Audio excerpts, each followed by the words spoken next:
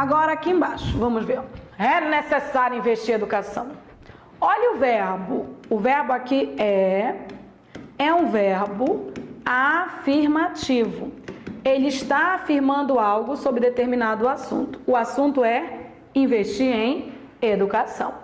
Quando se diz é necessário investir em educação, tem-se opinião.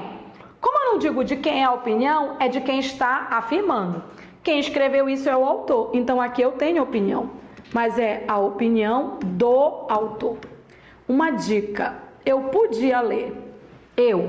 Na minha opinião, é necessário investir em educação. Mas eu posso tirar. Isso é só para ler que é na opinião de quem está escrevendo.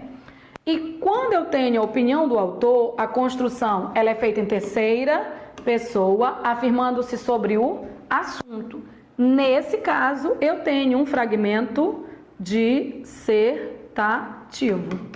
Nesse caso, eu tenho um fragmento dissertativo.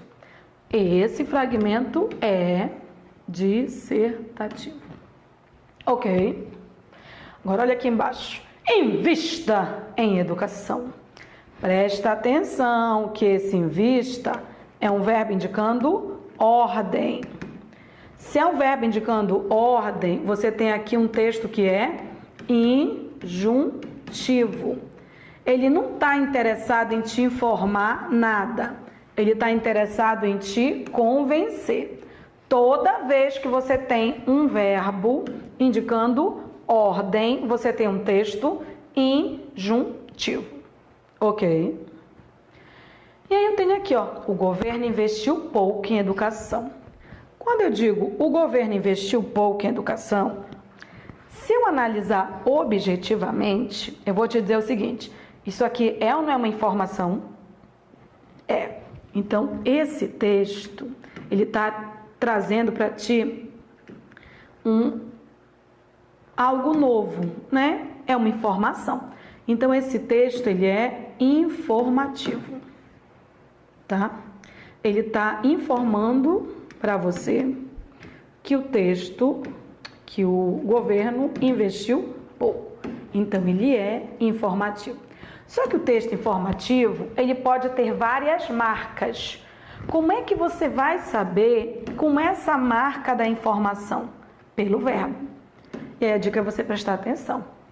Investiu é verbo de ação no passado.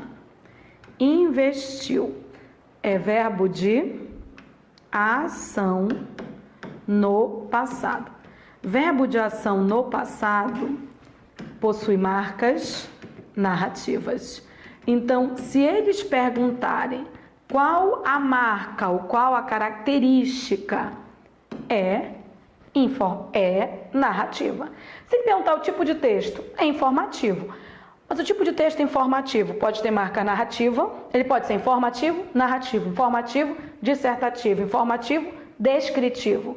Então, informativo é intenção. O modo como ele foi construído pode ser descritivo, narrativo ou dissertativo. E é baseado em quê? Em verbo. Em verbo. Em verbo. A hora que você entender que é o verbo que vai te dizer o tipo de texto, você não fica adivinhando. Você trabalha de forma mais objetiva. Ok? Nós vamos precisar dessas diquinhas aqui em aplicações de prova mesmo de concurso. Coloquei para você hoje aqui, inclusive a prova do MPU, recentíssima, em que muita gente errou.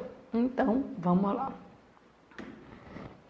Aqui eu coloquei só para fixarmos um pouquinho alguns fragmentos de texto, só para dizermos se eles são descritivos, narrativos ou dissertativos, ok? Então, vamos lá. Acreditamos firmemente que só o esforço conjunto de toda a nação brasileira conseguirá vencer os gravíssimos problemas econômicos por todos há muito conhecidos. Quaisquer medidas econômicas por si só não são capazes de alterar a realidade, se as autoridades que elaboram não contarem com o apoio da opinião pública em meio a uma comunidade de cidadãos conscientes. Bom, primeiro, acreditamos que só o esforço conjunto conseguirá vencer os gravíssimos problemas econômicos. O assunto são os problemas econômicos. Opinião: só o esforço conjunto de toda a nação conseguirá vencer os problemas. Então já é uma opinião de que é preciso haver um esforço conjunto para conseguir vencer os problemas econômicos. Aí ele afirma que quaisquer medidas econômicas não são capazes de alterar se as autoridades não contarem com o apoio da opinião pública. Então eu tenho o assunto, problemas econômicos. Eu tenho a opinião, só o esforço conjunto da nação conseguirá vencer. Eu tenho um argumento, se eu tenho tudo isso, a predominância é dissertativa. Dissertativa. Ok. Um segundo aqui, ó. Nas proximidades deste pequeno vilarejo, existe uma chácara de beleza incalculável. Ao centro, avista-se um lago de águas cristalinas. Através delas, vemos a dança rodopiante dos pequenos peixes. Em volta deste lago pairam imponentes árvores seculares que parecem testemunhas vivas de tantas histórias que se sucedem pelas gerações. A relva brilhando ao sol estende-se por todo aquele local, imprimindo à paisagem um clima de tranquilidade e aconchego. Bom, bora lá.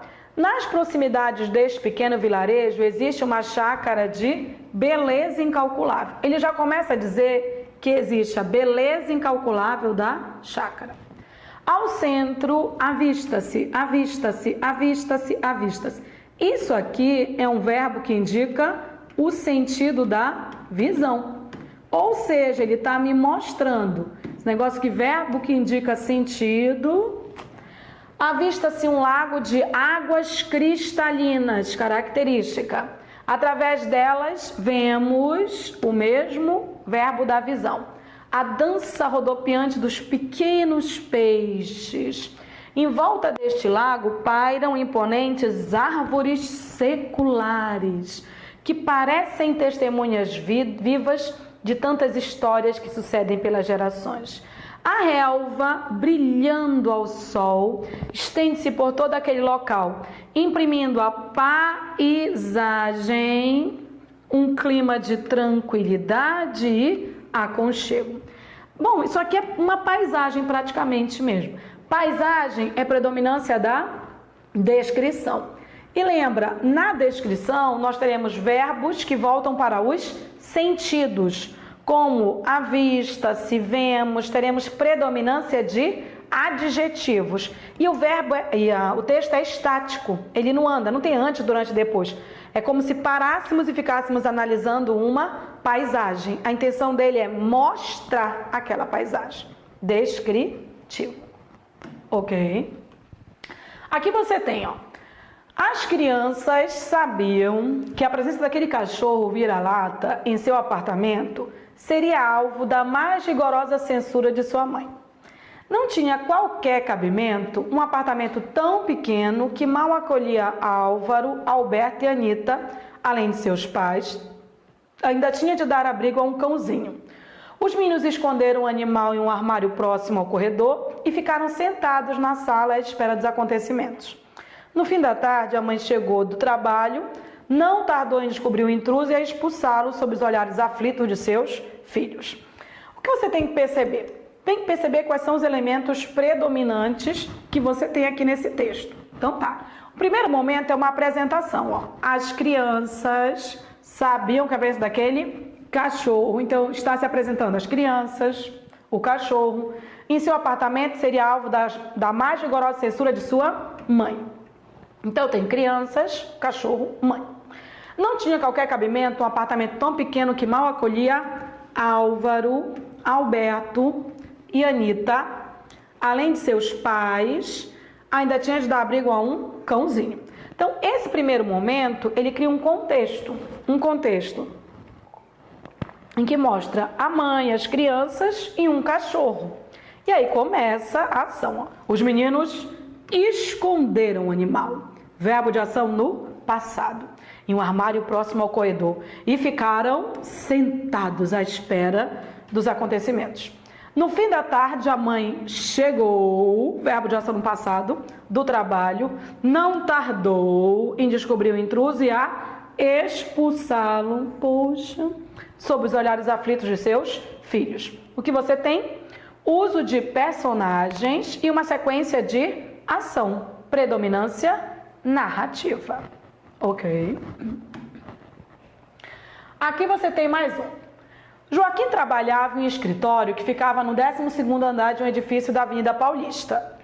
De lá, avistava todos os dias a movimentação incessante dos transeuntes, os frequentes congestionamentos dos automóveis e a beleza das arrojadas construções que sucedem do outro lado da avenida.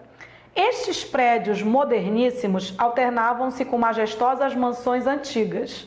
O presente e o passado ali se combinavam e, contemplando aquelas mansões, podia-se por alto imaginar o que fora, nos tempos de outrora, a paisagem desta mesma avenida, hoje tão modificada pela ação do progresso. Esse texto pode ser uma pegadinha.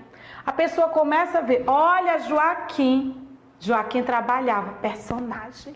Tá, se for predominância narrativa, vai ter que mostrar sequência de ações que o Joaquim praticou. Joaquim pulou, Joaquim se jogou, Joaquim rolou, a mãe chegou, os meninos esconderam, como nós vimos antes. Aqui você tem o seguinte, Joaquim trabalhava em um escritório que ficava no 12º andar de um edifício da Avenida Paulista. Contexto. De lá, avistava. Tu reparaste que é um verbo de visão, é um verbo que indica sentido.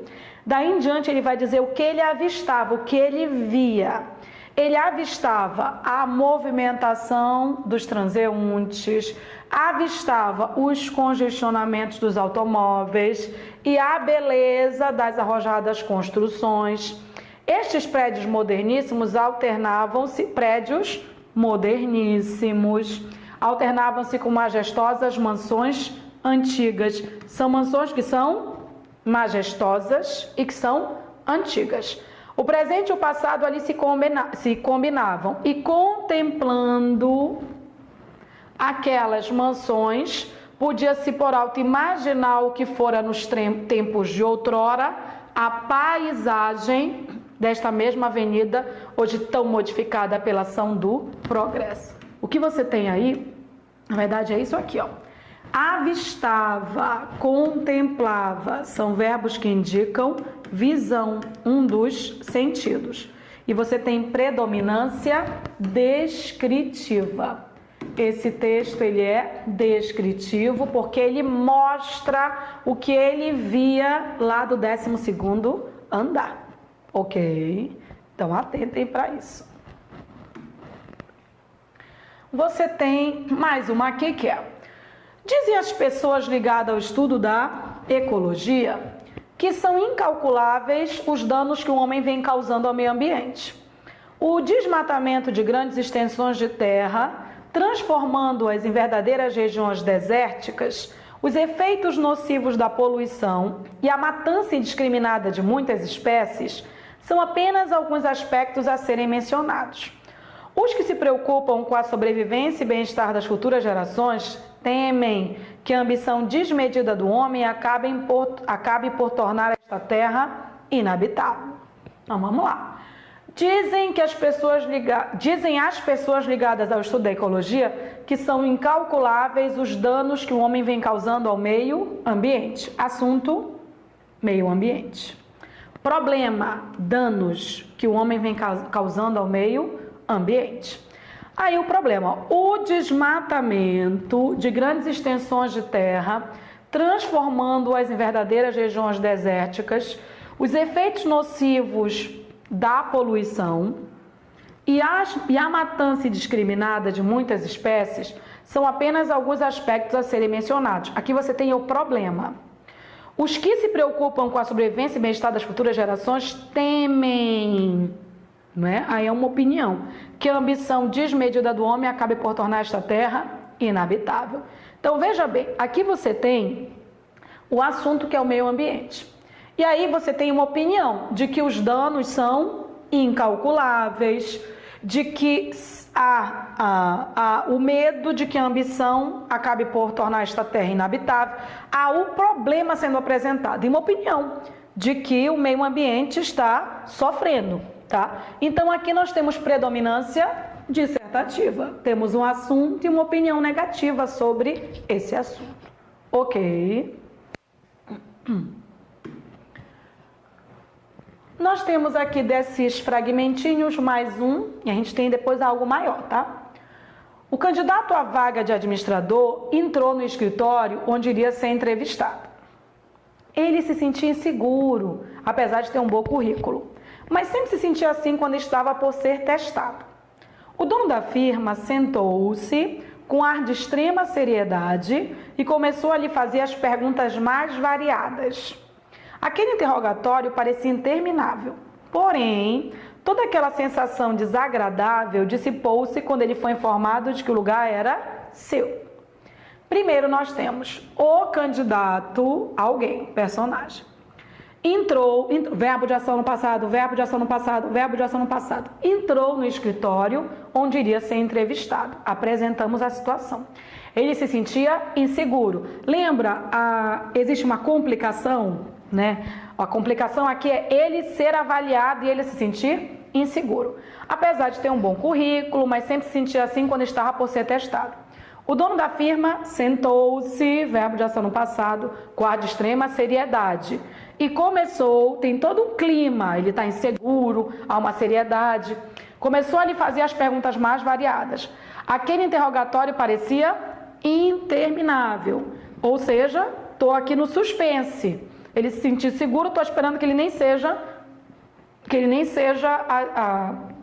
contratado. Porém, toda aquela sensação desagradável dissipou-se quando ele foi informado de que o lugar era seu. Desfecho inesperado. Inesperado porque se esperava aqui. Ele está inseguro, há um interrogatório, mas ele foi aprovado. Predominância narrativa. Ok? Então, analise bem os textos, marque palavras-chave, perceba qual é o sentido do texto, isso é fundamental. Ok? Ainda há outros tipos de texto que nós vamos agora mostrar. Na verdade, são gêneros textuais, tá? Então, aqui, ó. O texto expositivo, tá? Apresenta informações. O texto expositivo, ele tem a intenção de formar. Então, assim, ele expõe, o nome é esse, ele expõe. Apresenta informações sobre um objeto ou fato específico, sua descrição, a enumeração de suas características. Esse deve permitir que o leitor identifique claramente o tema central do texto, tá? Um fato importante é a apresentação de bastante informação, tá?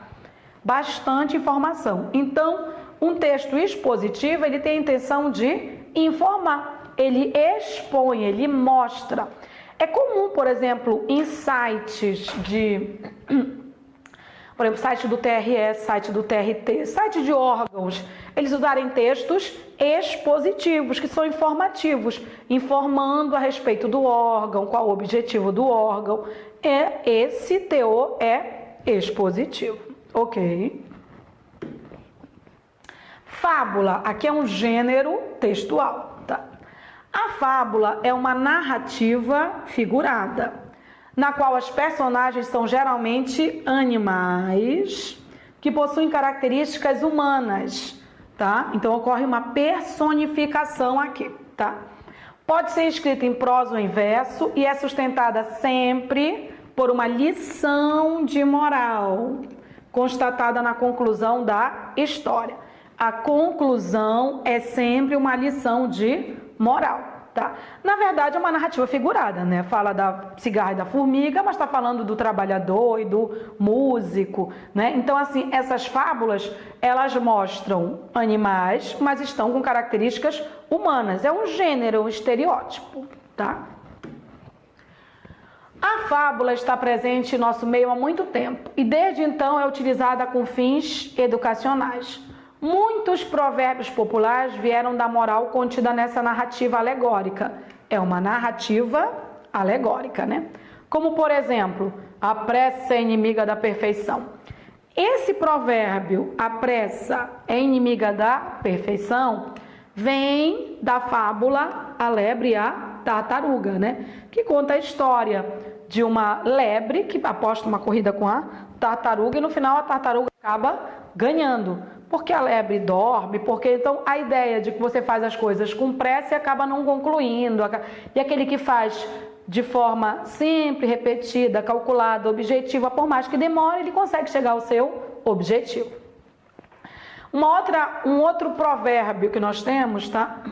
Um amigo na hora da necessidade é um amigo de verdade.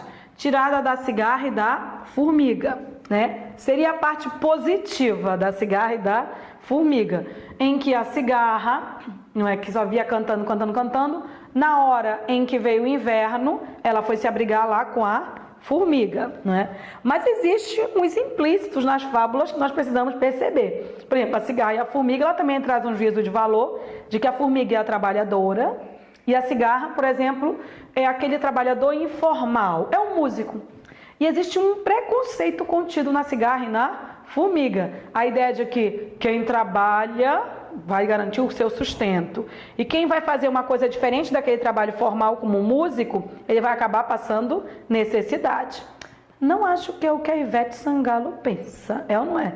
Então existem vocações, ou seja, tem uma moral, tem uma opinião, é possível discutir. É isso que você tem que perceber. É uma narração argumentativa, porque é uma história que defende um ponto de vista, com a qual você pode concordar ou da qual você pode discordar.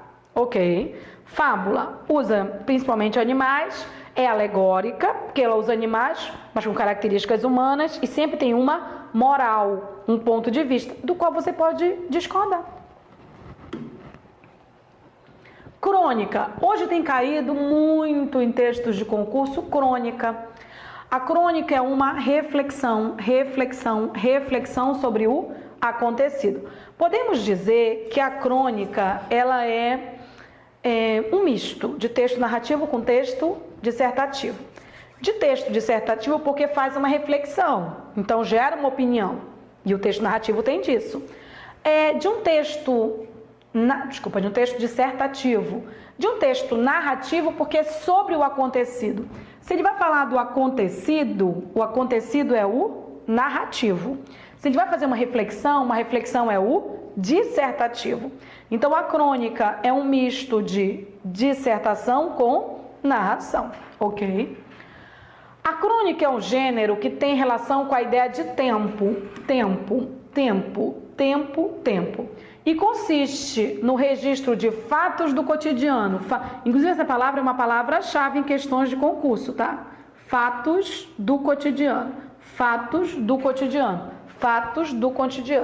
Em linguagem literária conotativa. Ou seja, não é só contar o acontecido, é contar o acontecido de forma literária. Porque se você só contar o fato do cotidiano, vira página policial. E página policial não é crônica, literariamente falando, tá? E aí você tem, a origem da palavra crônica é grega, vem de cronos, tempo, tá? É por isso que uma das características desse tipo de texto é o caráter contemporâneo, tá? O cotidiano, coisas do dia a dia. A crônica, ela nasce basicamente no visto, no vivido, né?